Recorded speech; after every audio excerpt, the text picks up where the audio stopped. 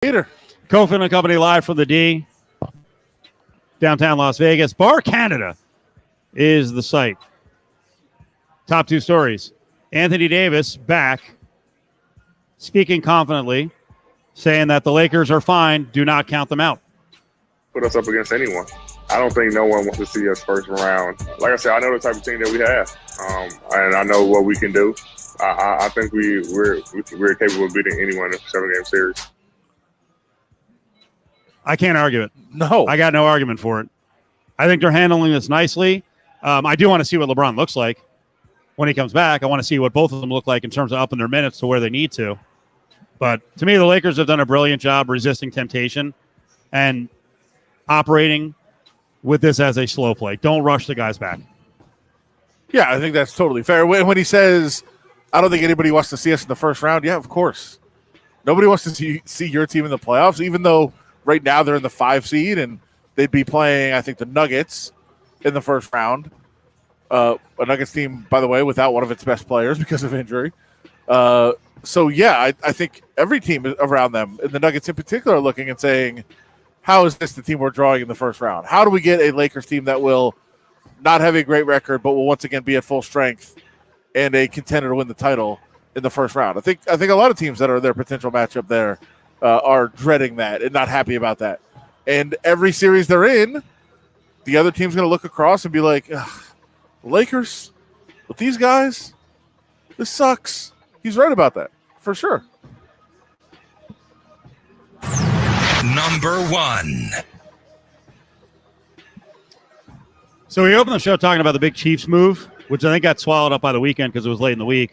Orlando Brown gets traded over to the Chiefs, and you're like, all right, now they have a future left tackle. You know they're going to pay him a real deal. They already added freaking Long to the line. Joe Thuney cost a lot of money stealing away from the Patriots.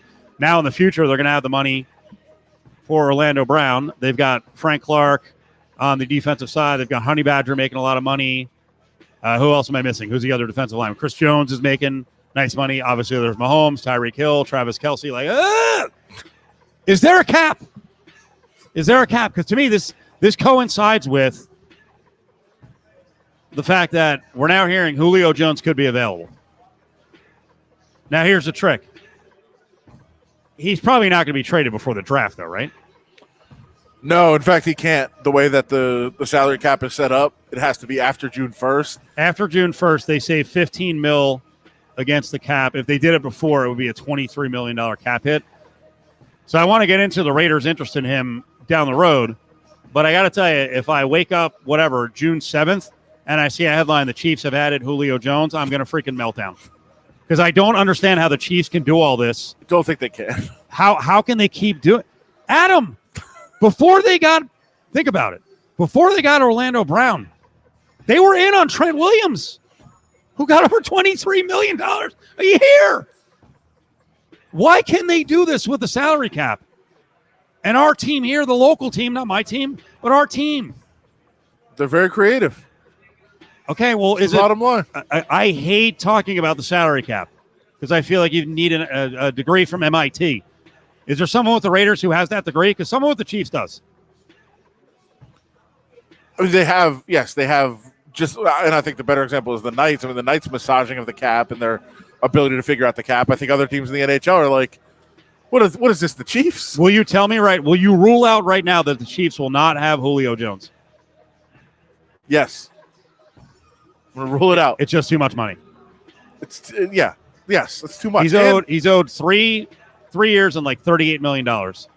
He's also 32. They were in on Juju Smith-Schuster. Juju's 25 or 24. I'm saying, but money-wise. Right, but he's way more expensive and way older. Like, I don't think you can do that. Juju was going to cost him like $9.5, $10 million. You're right. Julio Jones is more expensive. Every person who's available, I'm like, all right, Chiefs are going to get him.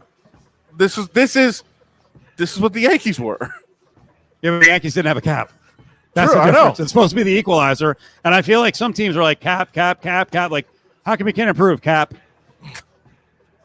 Chiefs are like, cap. Well, it does sound like, and when we talked about Mahomes' deal, we heard about how flexible the contracts that the Chiefs sign are to allocate different money different times. Like, again, at some point, it is my belief and the belief of a lot of people around the league. Like at some point, it all catches up to them, and they have to take a big step backward because of the cap. But they keep moving that time out. They keep spreading out the time to when that's going to happen and pushing it back and pushing it off. And so they've figured out something with the formula for the cap. But at some point, it does catch up to you. When? I'm saying they know that this is their window, so they're like, we don't care what happens Next year, 4 or 5 years from now. I mean, they're spreading these contracts out way down the line, 7 to 8 years. What if they keep just adjusting? Isn't the Possible. Mahomes deal all built through bonuses? Sure, but at some point you have to pay them. Oh, you keep saying this is going to happen. Like, I mean, it did happen to the Saints. Yeah, they extended, for so much money and stretched out Breeze, and they knew that that's why they didn't get. They're not a bad team. They're going to take a step back. How much? We'll see. I mean, they'll take a step back, though. I mean, they've. When I was looking at draft needs where they go, I'm like, they need someone everywhere. They do because they're so shorthanded because of the cap. But you get my point. If their drop dead year is still a playoff year, then why are we with the Raiders? Why is it cap every year? Like if the worst year the Saints are going to have is barely making the playoffs. Are we sure? Of what? I believe in Jameis. But I mean, they could take a major step back and not be anywhere close to the playoffs for sure. Well, we're going to see, especially with and I'm sure what you're going to hear is, "Oh, Brees to Jameis. What do you think is going to happen?" Like, no, you lost your third through seventh corner. You lost 2 safety. You lost guys they've lost people at every position. Adam, the other part of this is when you're the Chiefs and when you're the Saints, you trust in your ability to draft. We'll get to that on the way back. This is a massive week for the Raiders. Not only do they have to upgrade talent at lots of positions and depth, frankly, they have to make up for some of the mistakes they made the last couple of years. There's a lot of pressure going into this draft.